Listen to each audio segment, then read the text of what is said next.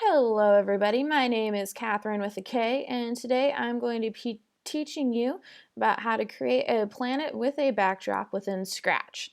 So log into Scratch. If you haven't done so already, do so super quick please.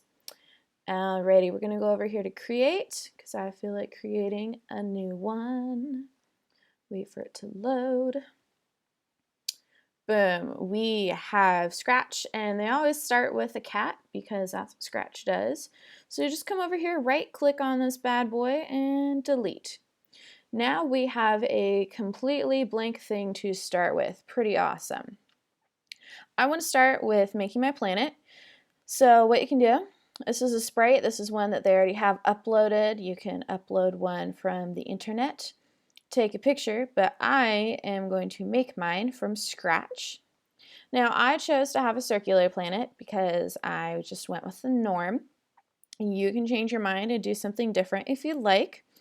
I'll show you a little bit later, like if you have a diamond one or a triangle one, I'll show you ways that you can fix that.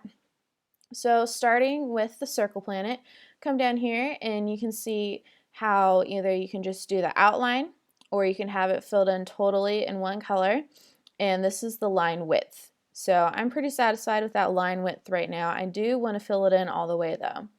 And my planet is not black, it's actually purple.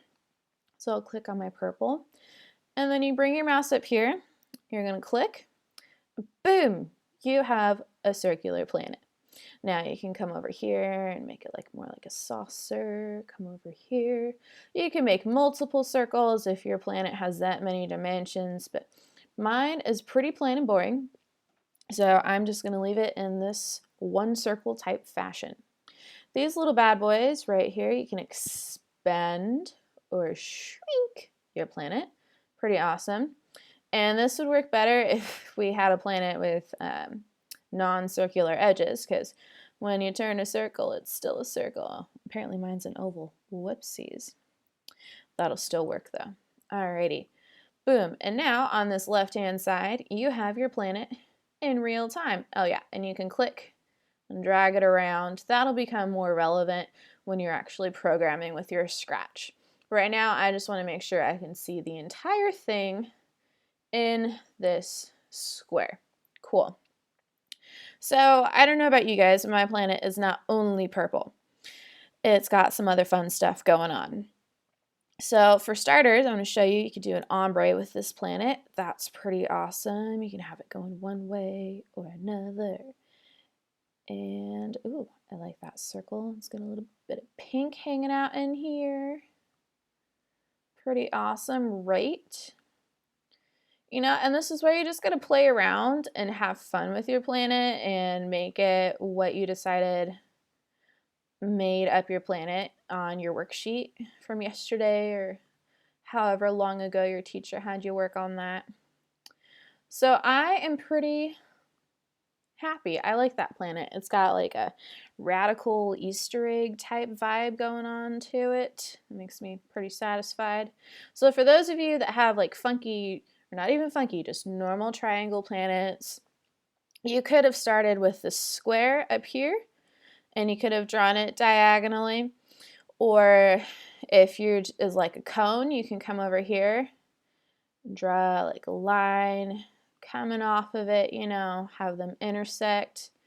And then let's say we'll fill that color, fill that in a little bit, and boom, now our planet's got like a triangle type thing going on. So that was to show you guys. I do not choose to have that on my planet, so I'm just going to undo times 3. Boom, I'm at my original. So that's a cool button to know, undo, in case you make everything black and that's not what you wanted to do. You can undo it real fast and not have to start completely over. Alrighty, well this is my planet. I'm going to name it, because costume 1 is pretty boring. Let's call it Radical Planet. Boom. Awesome. So now we have named our planet. It pops up right there if you've done it correctly. If not, take a look at your steps, figure out what you did wrong. And then I want to come over here. This is where you can save the entire progress of the project. So it's important to do that whenever you've made like a big step or even a little step that was really difficult to figure out. Oh, see, it's saved it as untitled because I didn't go fast enough. I want to call this Planet Exemplar because it's an exceptional planet. So go over here to File. You can save now, which will replace any previous version of this project. Or like how it said untitled over here before, it'll save the entitled version and the Planet Exemplar. If I do this one, but if I do this one, it'll get rid of the untitled one and just completely save it as a new Planet Exemplar. So when I was learning how to do Scratch, my teacher told me to do save as a copy, and I do that now because I am a creature of habit. And then every time I want to upload it, like I'll put just a new number and it will let me do that. So we're about halfway done. We have our beautiful planet hanging out on the left-hand side. The next thing we want to do is go over here to backdrop. There's nothing. How horrible. I can't have a planet in the sky with nothing behind it. So you could do this. It's a pretty cool backdrop. It's not what I want for my planet because I want to show you guys a little bit more to do than just painting. If you choose to paint, you can totally do that too. No judgment. Totally awesome. You got some lines. You can create some really cool backdrops in here.